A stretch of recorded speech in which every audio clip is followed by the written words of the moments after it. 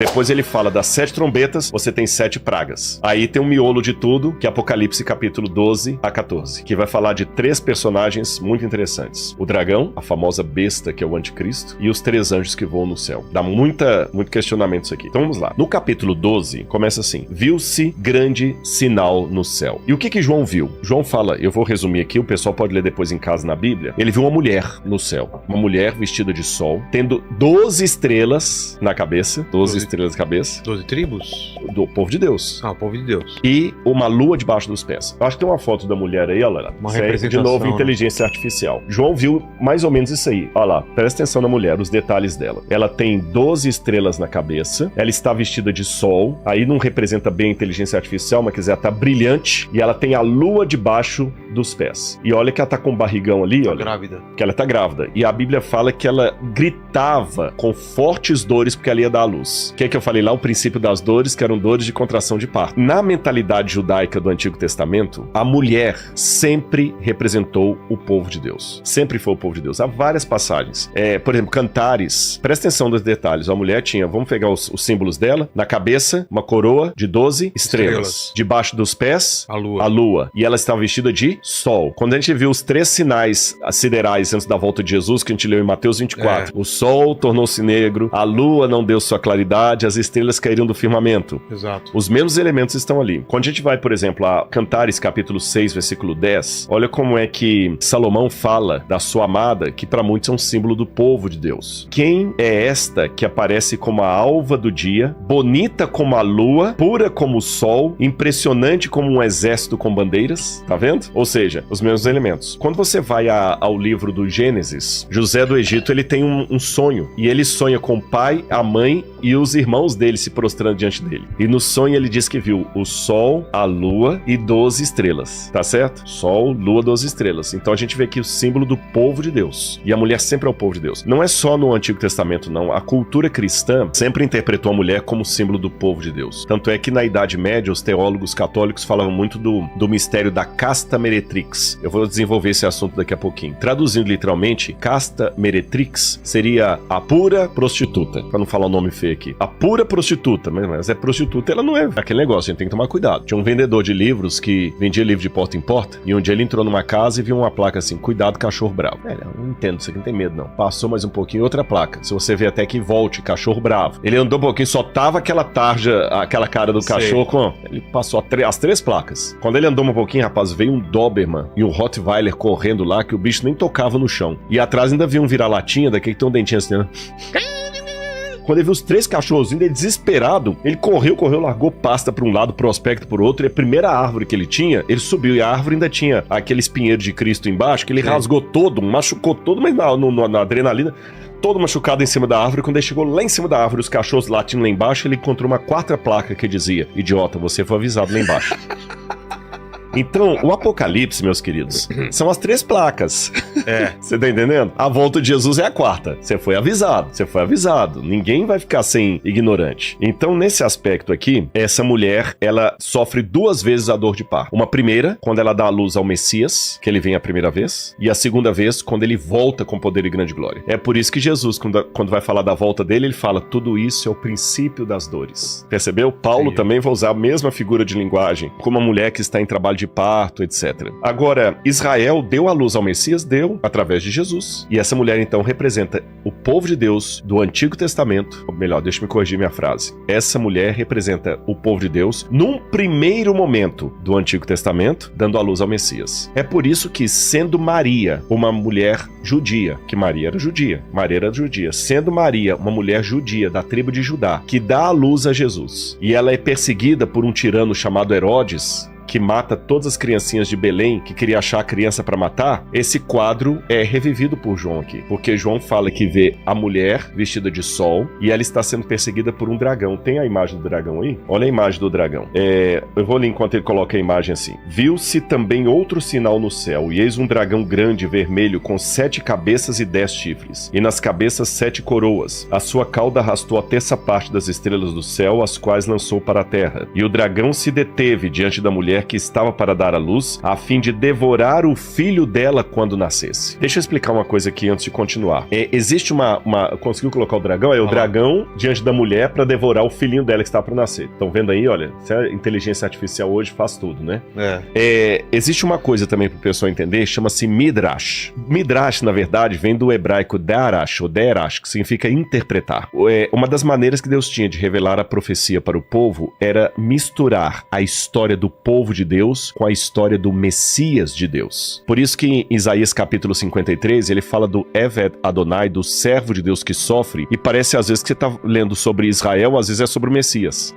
Lá no Novo Testamento, o profeta fala o seguinte: Jesus saiu do Egito para que se cumprisse o que fora dito por intermédio do profeta. Do Egito chamei meu filho. Mas ali no Antigo Testamento, o Egito chamei meu filho, eu chamei Israel do Egito. Mas aqui ele fala, e chamei o Messias do Egito. Por que isso? É porque Deus se importa tanto conosco que a nossa história também é a história dele, de dor e sofrimento. Quando, por exemplo, o apóstolo Paulo, que na época se chamava Saulo, estava perseguindo a igreja, ele viu uma luz diante dele no caminho de Damasco, e a luz falou assim: Saulo, Saulo, por que me persegues? Atos 9, verso 6. Curioso, Paulo não estava perseguindo Jesus, ele estava perseguindo a igreja, mas ele falou, por que me persegue? Seria mais ou menos como se alguém fizesse mal pro Noah e você vai lá tirar satisfação. O cara, não é que esse menino não. Meu amigo, mexeu com meu filho, mexeu comigo. Então com Deus é a mesma coisa. A história do povo mistura com a história do Messias. Então João está vendo a história do povo de Deus misturada com a história do Messias. E como Maria era uma judia que deu à luz a Jesus e ela também foi perseguida por Herodes, a igreja católica, então, com base nisso, tem uma imagem de Maria que quem for católico que está assistindo vai reconhecer. Você que tem aquela imagem aí que eu pedi? Olha essa imagem, a chamada Nossa Senhora da Assunção. Ela tem Maria pisando na lua, com a coroa de 12 estrelas na cabeça, tá bem? Só que ela já não tá mais grávida. Algumas imagens de Maria, Nossa Senhora da Assunção, ainda mostram o dragão debaixo dela. Que eu já vi em algumas igrejas católicas, tem imagem de Maria, ela assim, e debaixo dela uma serpente toda assim retorcida, porque é o dragão. O dragão e serpente é a mesma coisa aqui. Entendi. Então, recapitulando, é o povo de Deus que dá luz ao Messias. E o dragão, quem que é? Os inimigos do povo de Deus. Outra coisa interessante, na Bíblia, eles misturam às vezes símbolos de potências com símbolos de monstros. Não é só na Bíblia, não. Se você for estudar a arqueologia da Pérsia, da Babilônia, mesmo do Egito, ou até Roma, você vê que eles simbolizavam os grandes poderes por grandes monstros. Então, se eu quero falar, por exemplo, dos Estados Unidos, vou falar de um monstro. Se eu quero falar da Rússia, vou falar de outro monstro. É a maneira simbólica de falar de um poder. Então, que monstro era esse que estava perseguindo a mulher? Esse monstro aqui, ao mesmo tempo, ele é o diabo e é o Império Romano. Porque na época de João, quem mandou João preso pela ilha de Patmos? Império Romano. Quem perseguiu a igreja? Império Romano. Nero, aqui no caso era Domiciano, era Roma. E ao mesmo tempo, Roma é o diabo. Peraí, Rodrigo, agora me confundi um pouquinho. É Roma ou é o diabo? Veja bem, nós, com o nosso olhar carnal, a gente só vê a pessoa agindo. Por exemplo, eu só vejo Lenin matando um monte de gente, mas o profeta vê Lenin e o diabo agindo através de Lenin. Entendi. Eu vejo apenas um grande pregador do evangelho, mas o profeta vê o pregador e o Espírito de Deus falando através daquele pregador. Quem tem a visão espiritual, lembra daquele filme que era egípcio, que o pessoal puxava o portal do tempo Stargate? assim? Stargate. Que tinha ao mesmo tempo um universo paralelo.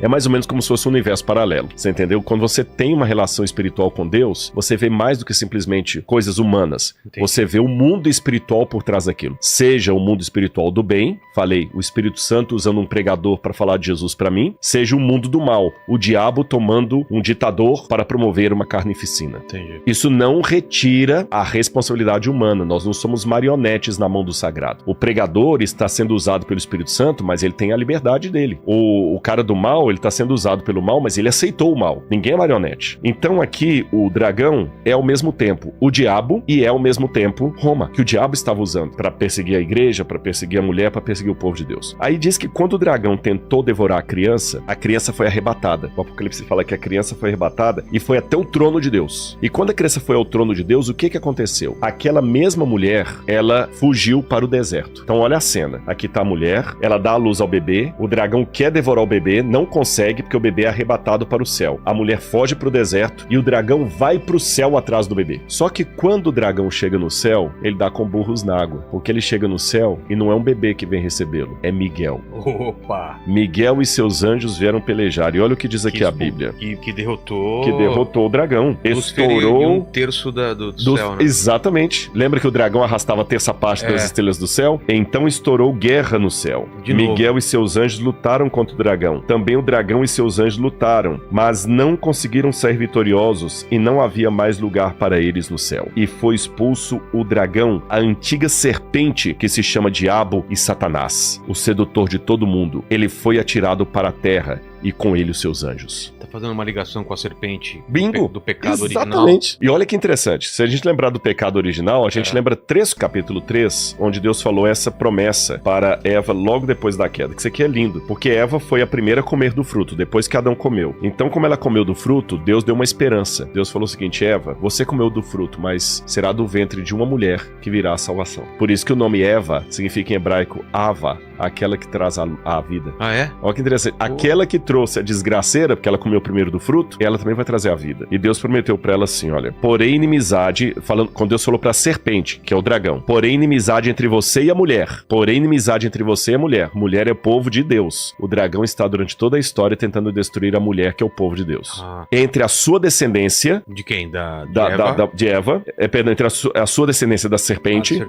E o descendente dela, da mulher. Tá falando de Cristo? De Cristo. Esse lhe ferirá a cabeça e você lhe ferirá o calcanhar. Então, serpente, eu vou colocar inimizade entre a sua descendência e o descendente da mulher. Esse vai ferir o calcanhar. Aí aqui eu vou entrar num ponto polêmico. Então, Cristo pisa na cabeça, mas tem o calcanhar? Por que o calcanhar? O diabo feriu Cristo na cruz. Ah, tá. Mas a vitória final... é de Cristo. Mas ele feriu o calcanhar. E feriu o calcanhar aí no encalço do outro, sabe? Fala de Dan, que é aquele que fica no encalço dos outros. Então a gente vê um retrato claro entre isso aqui e Apocalipse capítulo 12. Entendi. Agora a serpente é expulsa do céu. E quando ela é expulsa, tem uma vitória no céu. A galera grita, comemora e fala assim, agora... Aí fala assim, olha, ele foi atirado para a terra, ele e seus anjos. Então ouviu uma voz forte no céu proclamando, agora veio a salvação e o poder e o reino do nosso Deus e a autoridade do seu Cristo, pois foi expulso o acusador de nossos irmãos, aquele que os acusa diante de dia e de noite. Foi expulso. Aí a Bíblia termina dizendo assim, por isso, celebrem, ó céus, e vocês que neles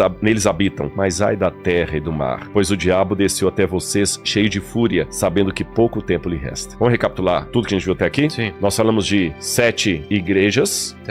7 cartas que representam a história da igreja da época de João até a volta de Jesus, que é em Laodiceia. Sim. Falamos de 7 selos, que são sinais da volta de Jesus, das dores de parto que ia acontecer desde a época de Jesus, desde a época de João até a volta de Jesus. Falamos de 7 trombetas, que são os avisos de Deus ao longo da história até a volta de Jesus, e agora uma súmula do grande conflito entre o bem e o mal, entre a luz e as trevas. E olha que interessante, ele briga no céu e reverbera na terra, né? Ele briga com Miguel e reverbera na terra. Por que reverbera na terra? Quando ele desce pra terra com fúria, sabendo que pouco tempo lhe resta, ele traz o conflito do céu pra terra. Entendi. Você entendeu? E como no céu ele tentou enfrentar Miguel com seus anjos, na terra ele tenta enfrentar o povo de Deus com aqueles que aceitam participar do reino dele. Então, nós estamos num grande conflito, nós estamos numa guerra espiritual entre as forças do bem e do mal, e os dois lados querem você e a mim. Gente, isso que tá falando muito sério. Você que tá em casa, a Bíblia é coisa para... Não, vou te contar. Se esse livro tiver certo, você só tem 2 posições, ou contra Cristo ou a favor de Cristo. Não tem meio termo. Ficar neutro é já estar em oposição.